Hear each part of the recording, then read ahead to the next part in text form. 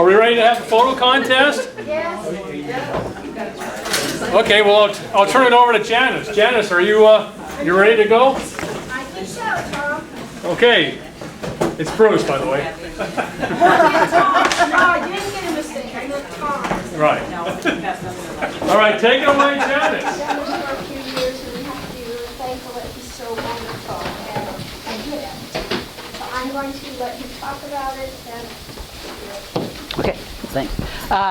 Yeah, we had a great time. Let me explain a little bit about how we did it. Janice, Ken, and Marnie were all up at the house, and we laid out all the pictures that we got, and there's some really good ones that, and we enjoyed that. But one of the things that I did is we as a group actually went through and decided which ones were the best. What was interesting to me about doing it that way is that the ones that were technically correct were the ones that people liked looking at. You know, I mean, just not even from a technical standpoint, but just from, yeah, I like that picture. And then when we analyzed the pictures, they were technically better than the ones they didn't like. So there's some things that came out of that. We've talked about some of the composition characteristics, filling the picture up, and a couple things that I noticed on some of the pictures that were quite good, but we are not on the board, is that they appeared to be overexposed or underexposed. And I think a lot of that is who you're using for your processing and printing the pictures, because some of those could have been adjusted through Photoshop and then gone to a lab and said don't change the color and don't change it. So one of the things you have to look at when you're going to be printing pictures is where you're getting the thing done, and that you're going to tell the lab you don't want them to change the picture. I fell into that trap. I had a bunch of pictures. I use Costco because they do a really good job there, and they're very inexpensive. And I sent a bunch of pictures in. I got them back, and they were horrible. And I didn't check the box that said, you know, they have a box on their website that says, do you want me to adjust the color or not, leave the color? And I didn't check that box. So their computer adjusts it and flattens everything. So if you do use one of these labs, and especially Costco, and you can send your pictures in on the internet if you have an account, and you can, and I'm not getting any kickback from Costco on this, but you can send it in, but make sure you collect the box that says don't change the color, don't adjust the color, okay? So just a little bit of a hint. So some of the pictures that we had looked like they had been processed improperly, so that, I think, knocked some of them out. These are the four that we picked out that were the best four that we got. And they all have really good composition. They have good color. They snap. This one, which is, let's see, where are we? This is number 4 here. This is done by Jerry Kalbum.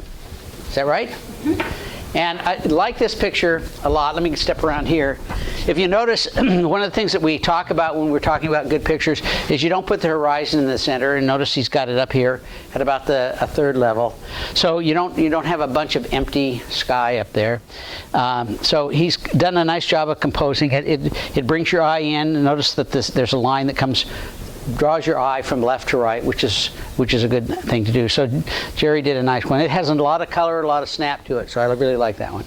Number 3, and we had a lot of people shoot these flowers, and this is Mary Jane. One of the reasons is that this one we felt was better than the others was that what we call the depth of field. So it's fuzzy here, but you can still see focused all the way through the picture. And Bill's going to talk a little bit about a class that we're going to talk about, and how do you get depth of field when you're taking a picture. In other words, how do you make a lot of things in focus rather than just a few things, and how do you make sure that what you really are taking a picture of is in focus. So this is number 2. And so again, some of the ones that we saw that were done with the same flower were kind of flat, and I attribute a lot of that either to not having your camera set properly or to the processing that the lab that you have it done. Number 2 is this one. I like this one. It's got some interesting colors in it. Now, I don't know if you guys can see them down there, but again, your eye comes into the center. It's in good focus. It's got a good depth of field. When you're talking about scenics, you want to see typically a large depth of field. The only thing that I might do with this picture as a as a suggestion is to use a longer exposure. If you come up and take a look at this, you can see detail in the water, and some people like that. And then the other thing you can do with that same scene is you can shoot it at a very slow shutter speed, which means that the water gets blurred and it looks kind of frothy. So it shows motion too. So I do it both ways, and sometimes I like the frothy and sometimes I like the in focus. And this is our number one. Mary Jane won this one. I like this one a lot. This has got a lot of nice interesting color. It's got a good depth of field, so you have focus here on the rocks and you still have focus back in here. So I don't know what Mary Jane shot that at, but it was it's good because she has a lot of interest. You can see detail in the whole picture, and also you're bringing your eye in. You notice the stream comes in from the left, kind of moves your eye in through the picture, so it's very pleasing. Any questions about any of those? How is it, I'm trying to remember, how you get depth of focus? Okay, so I can explain this to you. You can try it. You have glasses on. Are you nearsighted or farsighted? Farsighted. Okay, so if you want to, so you can see far away, right? But if anybody who has trouble seeing and they look over there and they can't see anything clearly, take your finger and make a little tiny hole, cover your eye, and you'll see that it's in focus. And I'm blind, okay? And I can actually see better doing that than I can with my glasses. And so the smaller the hole that you're peering through, the more focus you have, depth of field. So if you open your lens wide open, then your depth of field shrinks. And most cameras, especially adjustable cameras, if you look at the lens, it'll show you your f-stop, which is your opening of your lens, and how far that f-stop will be focused. And we're going to talk about doing a class, and so if you want to go out and just take pictures of a scene, you don't want to keep fiddling with your camera. So where would you set it if you just want to walk down the street and take pictures? Okay, and so we're going to talk a little bit about that. But so the smaller the lens opening, the higher the number, the larger the depth of field. You've got more depth of field going out there. You had the old days when you had a regular film. You have to get a faster film. You could get, well, you can do that with digital, but yeah, you can go to a faster film. But the key is you close the lens down.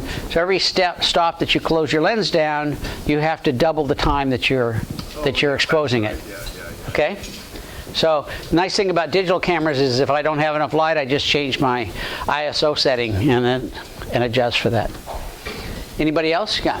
I believe that Mary Jane used a smartphone for those Yeah. pictures. Did they automatically? Amazing. Yeah. Well, the nice thing about, the thing about a smartphone or some of the really inexpensive cameras is that their lenses are all small.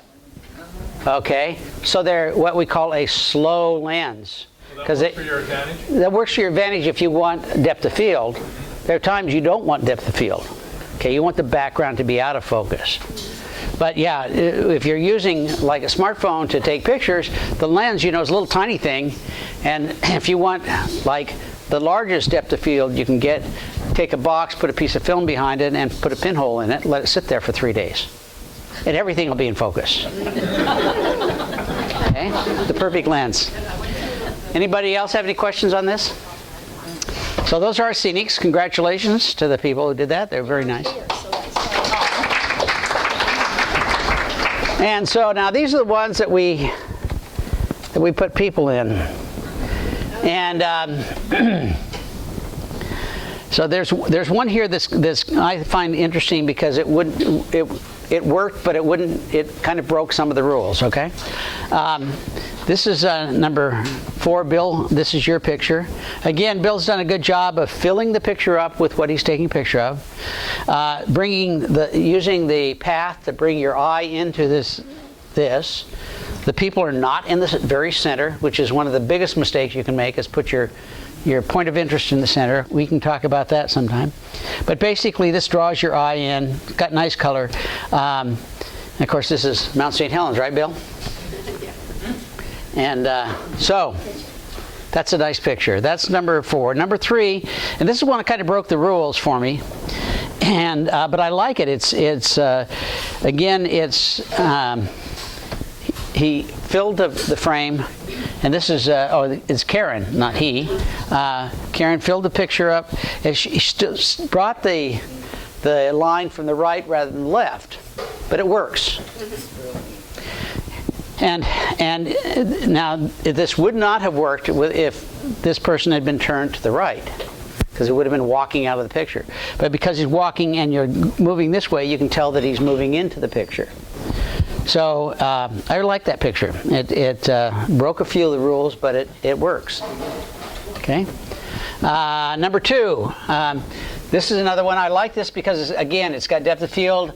The mountain, although it's not the center of interest, we're taking a picture of a person hiking, but the mountain just kind of gives it a little bit of, I don't know if you can see it, it's very faint back there, but it's kind of interesting because you can see that. And again, we're bringing our eye in, or your natural eye movement will be from left to right. And if you look at pictures in the magazine, stuff that you like, you'll notice that they fill the frame and they try to have some lines bringing you in. Okay, this one was good. First of all, taking a picture in the snow is very, very difficult to get the right exposure. This one did a pretty good job, and you can tell there's activity going on, there's interest going on.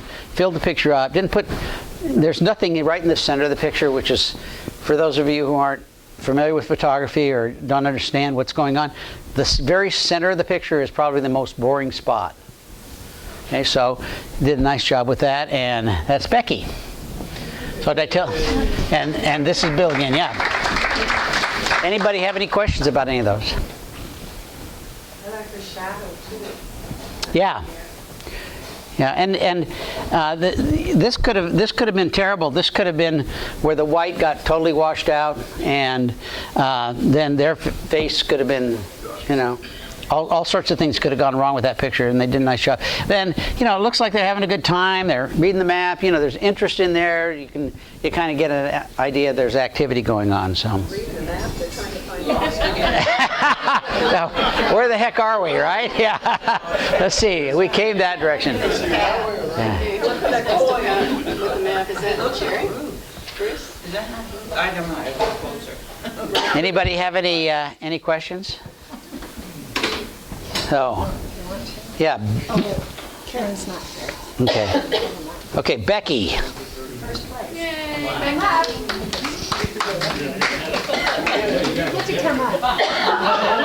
I mean, if you listen, I'll keep it. It's yeah, you get $50. If you don't want it, I'll just put my name in it. And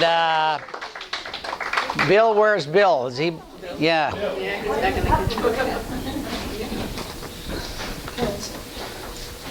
Okay, Kate, Karen. And Bill, you got 2 of them. That's kind of got kind of greedy, isn't it? You got 2?